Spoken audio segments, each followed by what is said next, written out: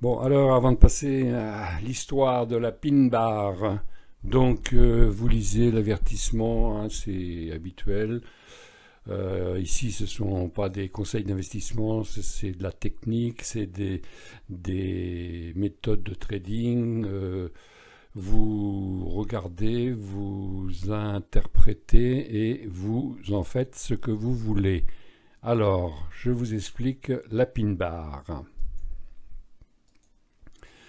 Qu'est-ce qu'une pin bar? Donc c'est un chandelier qui a une grande tige, enfin une mèche quoi, de chandelier avec un tout petit corps. Donc vous avez l'exemple ici, hein, vous voyez, voilà, donc un petit corps, une grande mèche. Et ça veut dire quoi? Ça simplement que bah voilà, hein, les acheteurs sont puissants et arrivent à ce niveau, les vendeurs disent là c'est trop bon, on y va, c'est pour nous, on vend.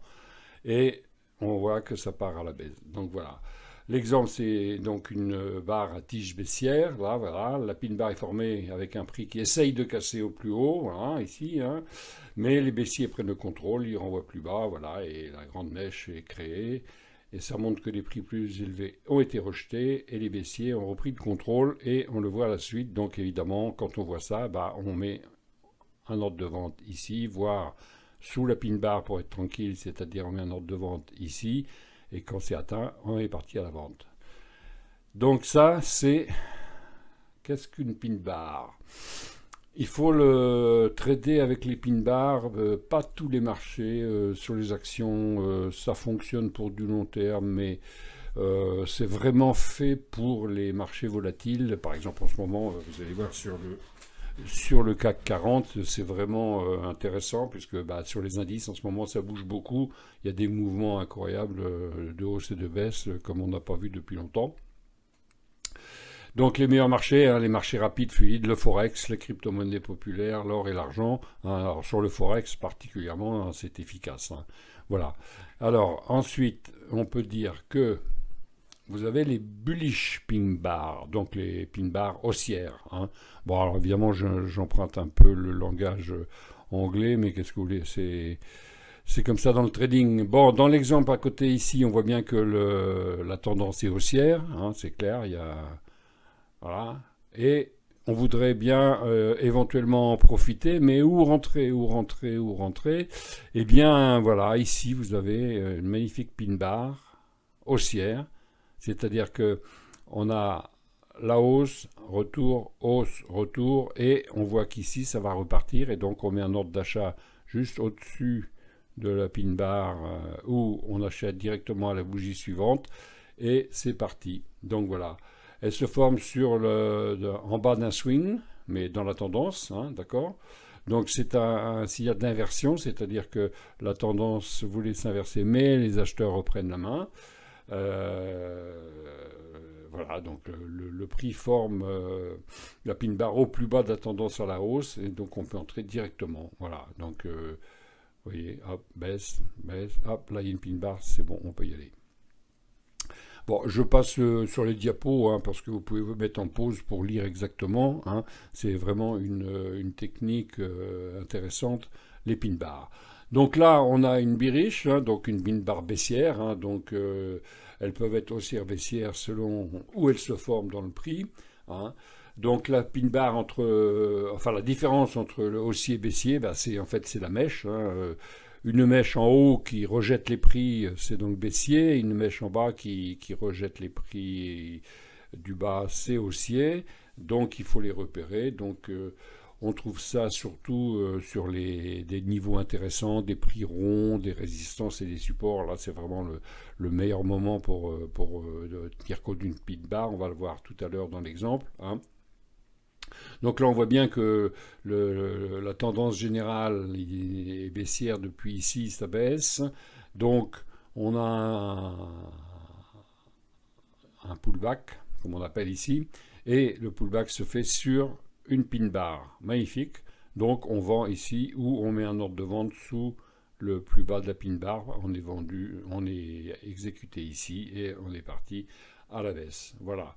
Donc, c'est quand même relativement simple à repérer et il ne faut pas hésiter, il faut y croire et puis l'apprendre. Hein. On va voir ça tout à l'heure dans le graphique du CAC 40. Donc, pin bar et marteau, oui, hammer en anglais, hein, vous verrez. Hein, bon. Donc, en fait, c'est la même chose. Hein, c'est deux noms pour la même chose, sauf que la différence, c'est que le pin bar peut être à la fois inversion haussière ou baissière selon où elle se trouve. Le marteau, lui, c'est carrément un motif d'inversion haussier qui se forme toujours à un creux bas. Donc voilà. Un beau creux ici, hein, belle descente, un marteau, donc les vendeurs, les acheteurs ont repris le dessus sur les vendeurs puisque c'est descendu jusque là, mais non, ça revient ici et la bougie d'après est verte, on part à la hausse. Hein, voilà, on a encore un beau doji ici haussier, donc ça confirme, c'est parti. Hein, voilà. Donc, il y en a qui disent que c'est un marteau, d'autres qui l'appellent une pin bar haussière. Eh bien, les deux ont raison, c'est la même chose. Comment trader la pin bar? Le moyen le plus simple et le plus efficace pour empiler des chances en votre faveur et négocier en ligne avec la tendance évidente, évidemment. Hein. Il faut toujours utiliser stratégie en tendance, enfin en tout cas c'est mon conseil, c'est ce que je fais parce que si vous voulez négocier contre le marché, bonne chance à vous. Donc, il faut chercher à entrer dans les zones de valeur, des points de swing importants, des supports, des résistances, des chiffres ronds, des plus bas de la veille, des plus hauts de la veille. Donc, vous allez voir dans l'exemple ci-dessous, que je vous montrerai après cette diapo, que le prix est dans une tendance claire à la hausse. Et donc, on va chercher une pin bar haussière pour entrer et faire un beau trade.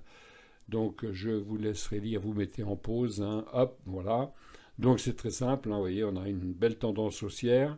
On est ici, on ne voit pas le reste évidemment, on est ici, donc on est en tendance haussière, haussière, consolidation, haussière, consolidation, consolidation sur une belle pin bar.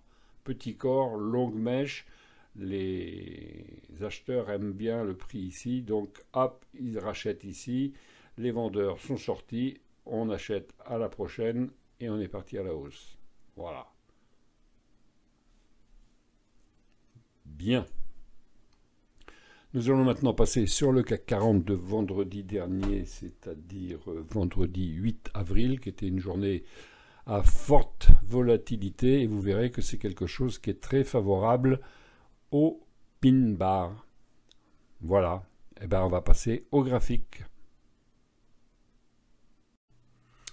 Alors, passons à l'exercice pratique de la pin bar. La pin bar, regardez bien le PDF plusieurs fois, vous allez voir que c'est quand même quelque chose d'assez magique et très utilisé. Le langage des bougies japonaises, il y a des multitudes de patterns, hein, de configurations. Moi, ma recherche de la simplicité, comme je l'ai expliqué plusieurs fois, hein, d'où mon fameux indicateur bête qui permet d'avoir tout de suite le signal qu'il faut à analyser sans chercher trop longtemps partout. Bon, alors, nous sommes là sur la journée de vendredi. Donc voilà, on démarre le matin ici à 7 heures. Hein. En violet, c'est la nuit. Ici, c'est le soir. Donc la journée, voilà ce qui s'est passé dans la journée. Ce qu'on appelle une journée avec de la volatilité. Et comme vous avez vu, en ce moment, le CAC 40, ça bouge beaucoup dans tous les sens, hein, comme d'autres indices. Et donc la pin bar est très bien pour ce genre de situation. Donc je vous explique ça tout de suite.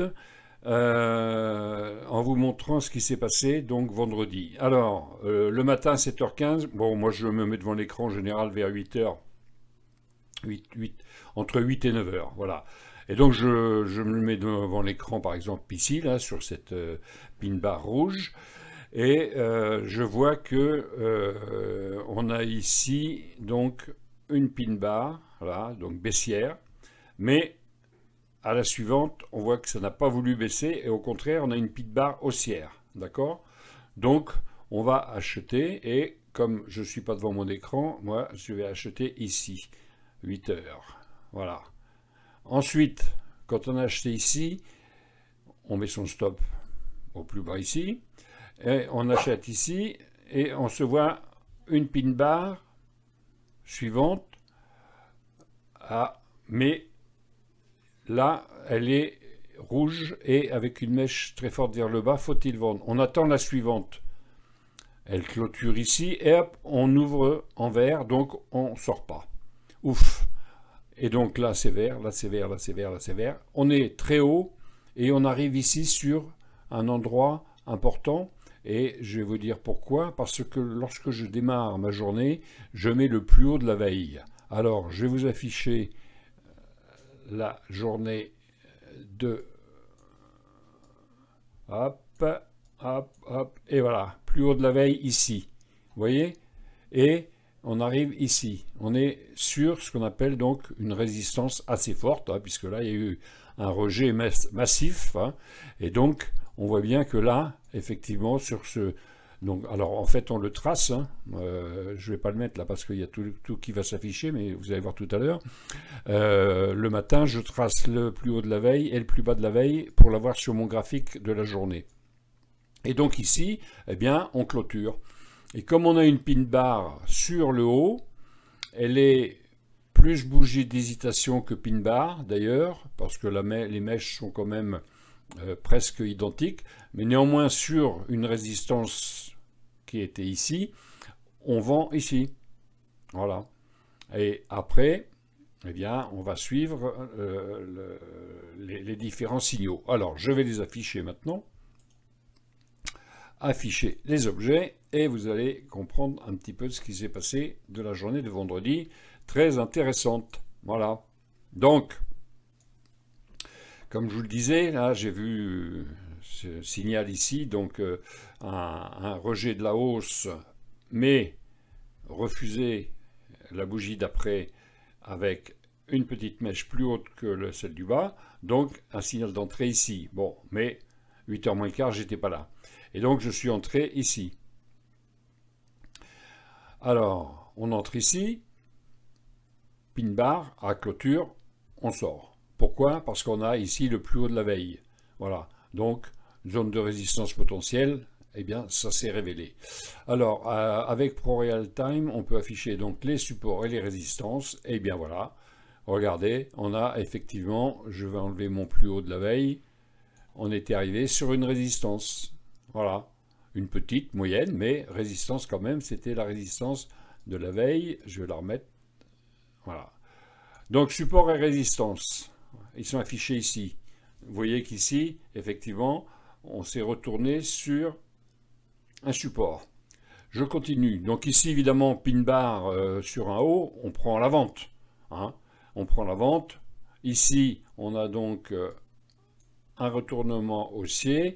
On attend confirmation et on sort à la bougie suivante. Bon. On n'a pas de signaux particuliers. Bon, ici, on a une belle englobante baissière.